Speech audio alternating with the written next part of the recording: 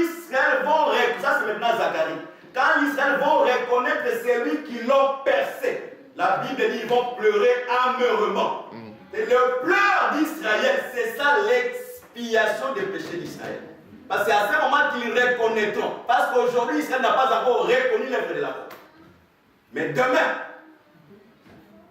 ils reconnaîtront. Après avoir entré dans l'expiation du péché, c'est à ce moment il faut entrer dans le règne millénaire. C'est là où Adam sera totalement restauré. Parce que la Bible dit, la terre ne se vendra pas pour toujours, car la terre appartient à Dieu. C'est à ce moment, Adam comme roi régnera encore sur la terre. Parce qu'aujourd'hui, la création tout entière soupire et souffle les blés de l'enfantement en entendant la révélation du Fils de Dieu, afin qu'il soit affranchi. C'est à ce moment toute la création sera affranchie. Mais Adam maintenant retournera dans la forme comme Salomon pour vivre maintenant une règne de paix. Mais aujourd'hui, c'est nous. Parce que Adam, sous le plan d'Isaïe, Adam s'est divisé en deux.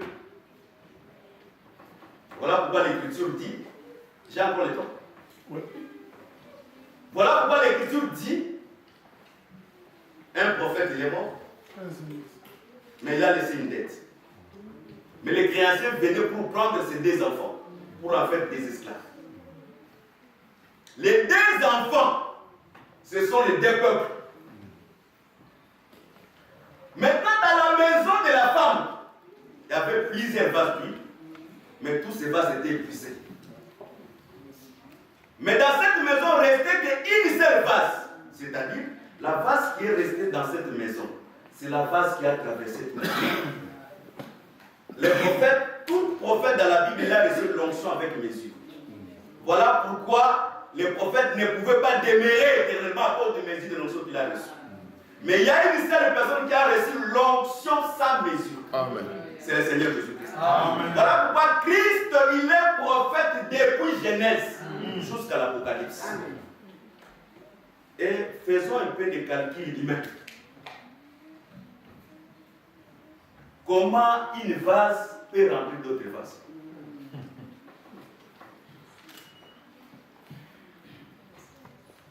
C'est au-delà de l'ordinaire. Et pour qu'elle puisse remplir cette vase, on doit aller dehors, demander les vases en grand nombre. Et fermer toutes les vases dans une seule maison et fermer la porte. Je crois que le plan d'Isaïe a été accompli à la croix. Pour ceux qui sont sauvés, Dieu, le Seigneur avait déjà regroupé l'humanité tout entière dans une seule maison. Mais aujourd'hui, ce que nous faisons, nous déversons de l'huile dans chaque vase.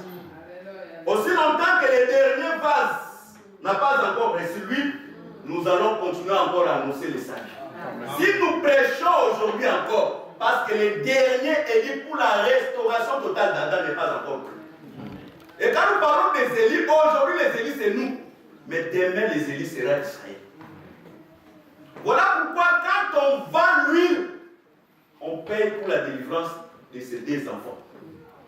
Comment vous pouvez imaginer quelqu'un qui craint Dieu qui puisse laisser la dette? Ça ne se fait pas. Parce que la Bible dit, nous allons emprunter, nous n'allons pas emprunter parce que c'est un slogan. Nous allons emprunter, nous n'allons pas. Mais quelqu'un, la Bible, moi je crois à la parole. La parole dit, il craignait Dieu et il a laissé une dette. Celui qui a laissé la dette, c'est Adam. Parce que la dette, c'était quoi? C'était les livres qui étaient les jardins. Parce que les jardins, c'était un livre qui a cette part que Dieu avait donnée à Adam. Adam a perdu ses livres. Voilà que pour qu'Adam soit restauré, il faut qu'on remette cette livre-là sur les propriétés originelles. C'est-à-dire la restauration de l'homme, c'est le retour de son autorité. Et nous croyons le Seigneur à l'œuvre de la croix, il est venu rétablir notre autorité. Voilà pourquoi il a dit, je vous ai donné le pouvoir de marcher. De la même manière, l'homme avait l'autorité sur les animaux dans le jardin. De la même manière, après l'œuvre de la croix, le Seigneur aussi nous a donné le pouvoir de marcher sur les serpents, les scorpions, et rien ne pouvait nous. Amen. C'est-à-dire l'évangile que nous prêchons, c'est la restauration de l'autorité et le rétablissement de l'homme dans son état initial. Voilà pourquoi je crois facilement que le règne millénaire, c'est un jour. Parce qu'un jour, il est composé du soir au matin. Or, le soir au matin, c'est deux peuples pour faire un seul jour. Parce qu'il y a un peuple du soir et il y a un peuple du matin. Et le règne millénaire, c'est une règne d'un seul jour. Parce qu'un jour égale 1000 ans. Voilà pourquoi le Seigneur est venu sur la terre pour donner à Adam. Voilà pourquoi les deux valent mieux qu'un. Si l'un a froid, l'autre chauffe l'autre. Cette écriture devait s'accomplir aussi. Voilà pourquoi quand l'enfant de la femme de Naïm la femme de Sunem était mort, Élisée pouvait monter sur cette femme pour lui donner la chaleur pour retourner dans la vie. Cette écriture-là, ce n'est pas comme les pasteurs utilisent aujourd'hui monter sur les gens pour donner la vie. Non, c'est une écriture prophétique. Comme Adam, comme cet enfant qui était mort, et Élisée comme le second Adam qui devait monter parce que lui il avait la chaleur pour donner aussi la vie au premier Adam qui était mort pour revenir à la vie. Donc nous croyons l'évangile que nous prêchons, c'est pour donner encore la chaleur dans notre corps mortel. Parce que la parole c'est le deuxième Adam qui est l'esprit vivifiant. Donc vivifiant c'est-à-dire donner la vie à celui qui était mort. Voilà pourquoi tu ne peux pas craindre Dieu sans le Seigneur. Parce que le Seigneur, c'est la seule personne qui a marché sur la terre, il n'a pas péché. Voilà pourquoi il est retourné comme étant le Saint-Esprit. Voilà pourquoi j'ai dit que le Dieu a caché le plan de la rédemption dans les fêtes et le plan de la restauration de l'homme dans les fêtes.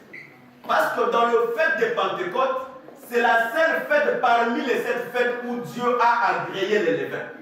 C'est pour dire que Dieu savait que nous sommes imparfaits, mais Dieu nous a donné le Saint-Esprit, afin que le Saint-Esprit donne la force à cet corps mortel de devenir parfait. Voilà pourquoi tu ne peux pas craindre Dieu sans le Seigneur Jésus-Christ. Tu n'es pas parfait sans Jésus. Jésus, il vient habiter en toi pour donner maintenant la vie à cette chair. Voilà pourquoi je crois. De la même manière qu'Adam est tombé, de la même manière que le Seigneur est venu relever Adam, de la même manière si quelqu'un tombe, le Seigneur va le relever. Si même quelqu'un perd, le Seigneur doit avoir la capacité de restaurer tout ce que tu as perdu.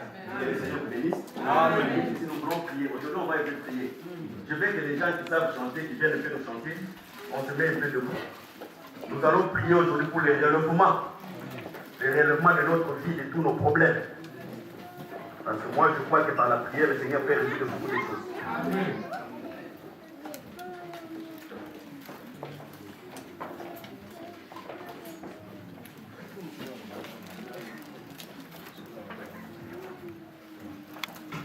Je veux que quelqu'un m'envoie toutes les questions après la prière. Je vais répondre à toutes les questions. Si c'est écrit dans le papier, j'ai déjà fait une papier ici. Tu vas prier, tu n'attends pas le musicien. Tu connais les problèmes qui te produisent. Commence déjà à prier sans attendre que les musiciens puissent chanter. Nous allons prier, nous savons que nous sommes dans. Nous avons beaucoup déjà perdu le mariage, mais le Seigneur peut revenir dans notre mariage. Il y a d'autres qui sont au bord de la rupture, mais le Seigneur peut encore ressusciter ce qui est détruit. Le Seigneur peut redresser encore ce qui est coupé. Prions dans les noms de moi, je commence à prier sans entendre le musicien. Seigneur, Adonai est ton créateur, Dieu c'est ton nom. Et ton nom, Seigneur, ma prière de le nom, dans le pays de ma amené. Ma Dieu, mon major, le même pour les autres.